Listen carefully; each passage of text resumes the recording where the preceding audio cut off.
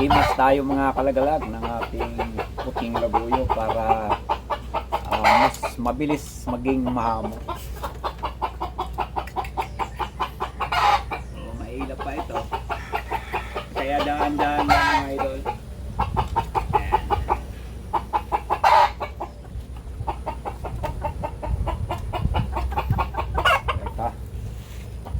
Ito na mga ka-hunter, ang ating matikas na puting labuyo.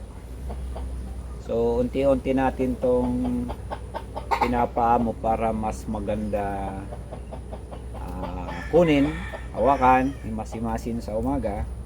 At tulad nga nito, maagang maaga, alas 6 pa lang ay nagpatuka na ako sa aking mga alaga.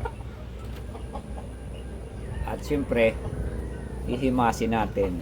Hindi magiging kumpleto ang araw natin wala tayong nahihimas na labuyo.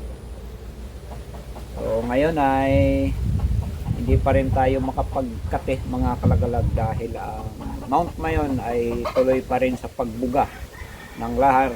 Hindi tayo makaakyat kaya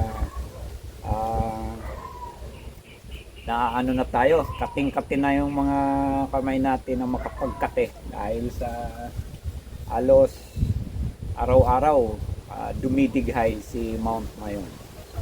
Yung iba natin dyan ng mga ka-hunter talagang kasagsagan na. Marami na silang pinapaplex sa akin.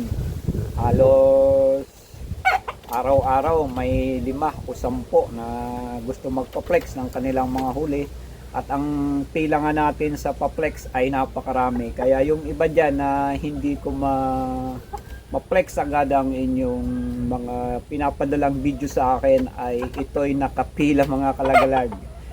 Naka-line up din para hindi naman yung nauna ay mapasa ilalim. Kaya dapat isa-isahin natin lalo na dun sa mga video na siyempre mahirap i-edit, mahirap mag voice over, kaya iniisa-isa lang natin at nawawalan tayo ng oras sa pag-edit dahil sa na rin tayo sa paggawa ng CI, overload ang ating pa-order. Kaya doon sa mga nagme-message sa akin na hindi ko napapansin yung kanilang mga pa-flex, ay pasensya muna dahil sa dami po ng inyong mga request na tulad ng iba na kung saan ay talagang malalayo pa, Luzon, Visaya, Mindanao, talagang kasagsagan na ng katihan. Kaya pasensya mga idol, wag tayo magmadali, isa-isay natin yung mga pa-flex nyo para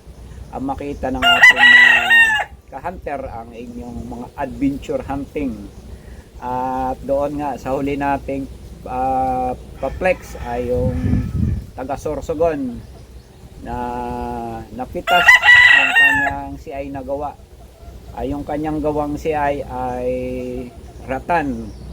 So sa katagalan napitas na rin dahil sa luma na yung kanyang CI. Kaya ang paghahunting ay hindi puro kasiyahan, may kalungkutan din. Tulad nga noon, kukunin na lang yung huli ng ating ka-hunter ay napitas pa ng alpas yung kanyang silo. So yan, swerte lang.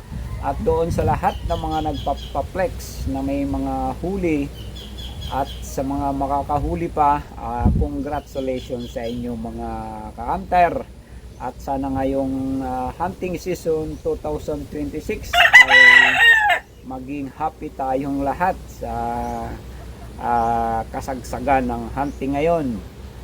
March, April, May at kalahatian ng June. So yan, pagkatapos ng June, maghihintay na naman tayo ng 1 taon. So ganun lang ang buhay ng mga mangangate, maghihintay ng 1 taon para muli ang paghahunting natin, no? Nagsimula tayo ngayong February, March, April, May at kalahatian ng June. So yun mga ka-hunter, lahat, congrats sa lahat ng makakahuli pa. Maraming salamat.